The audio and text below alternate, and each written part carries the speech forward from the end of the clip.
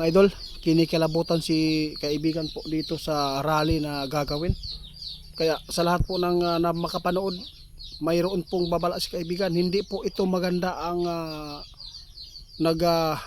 paabot nito mga idol. Hindi po maganda ang rally na ginawa ngayon. May nakita si kaibigan na hindi maganda po na patutunguhan dito at hindi maganda itong ginawa nilang plano. Kaibigan, ano po ba talaga ang nakikita po? Di bakit po yung napaabot ito? Napakaaga po ninyo na ano po ba ang mangyayari kapag magrarally na?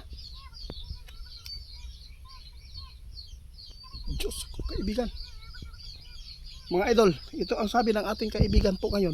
Sa lahat po ng mga makapanood, sa lahat po ng mga sasama ng rally, sa totoo lang mga idol, hindi po maganda po ang ginawa ninyo, sabi ng ating kaibigan. Mas lalo itong delikado ang mangyayari dito. Alam po ninyo mga idol, natakot si kaibigan dahil mayroon pong ipinapaabot si kaibigan noon na kung magpapatuloy ang rally, posibleng ma-extend si BBM dito. Pwede siya mag-declare ng martial law kung mayroon pong manggugulo sa rallying ito. Yahak.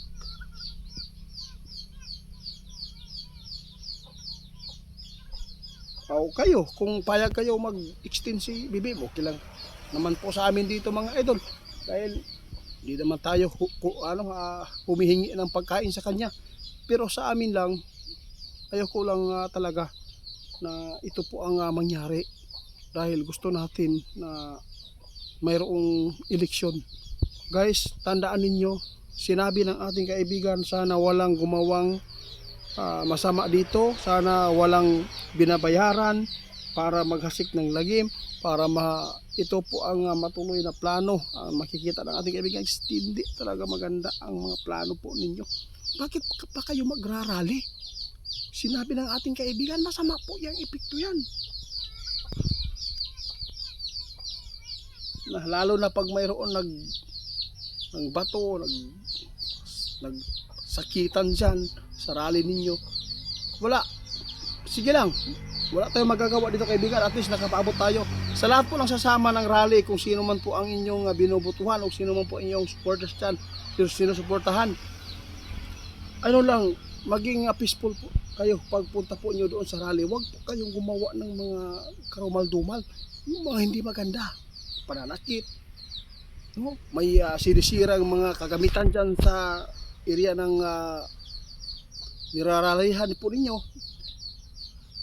Mahirap guys pag mayroong gumawa doon sa niraralihan po nila. Nakakatakot po ang impormasyon na binitiwan ng ating kaibigan. Pati siya, bakit pa daw ninyo ginawa pa yan? Wala pa rin kwenta ang mga rally po ninyo, sabi ng ating kaibigan. Hindi pa rin yan matablan. Ay nako.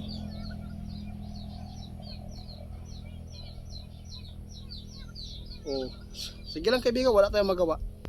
Pinalala lang ninyo ang problema. Kayo, ito po ang sabi ng ating kaibigan. Mag-ingat na lang po. Sana walang binabayaran dito para manggulo. Tulad noon, anong nangyari? Nagsunog, nanggiba, talo pa sa loto ang ginawa ninyo mga idol.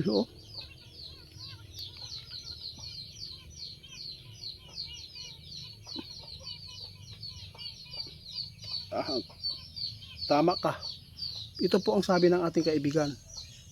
Kung magpapatuloy po itong pagbuo ng rally, hindi po maganda. Kung matalino po ang mga BBM supporters dito, kung gumawa sila ng rally na gagawin po nila yung rally na ano lang sa mga kay Duterte, sigurado may extend talaga kung gagawin po talaga nila yan.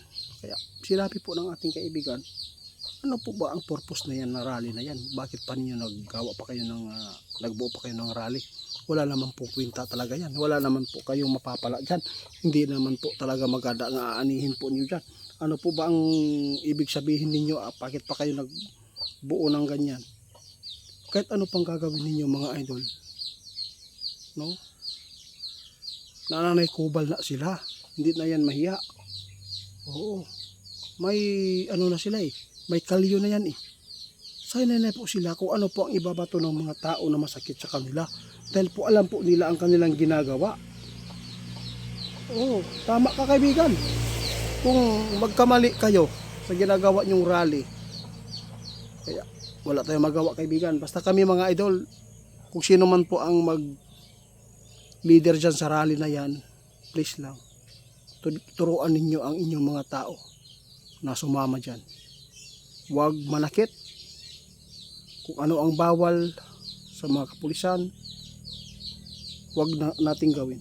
Huwag tayo gumawa ng pananakit. Huwag tayong manira sa hindi nating gamit.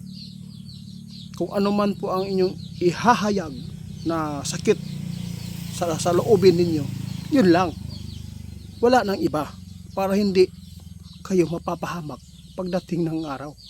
Kaya salamat kaibigan Guys, pagki-report ni Ghost Hunter 88 Fans, grabe, napakaaga ng ating kaibigan nagbigay ng babala na kakakilabot po ang ipinapaabot sa akin kanina. Mayroon po siyang sikreto na hindi natin pwedeng banggitin dito dahil napakadelikado natin.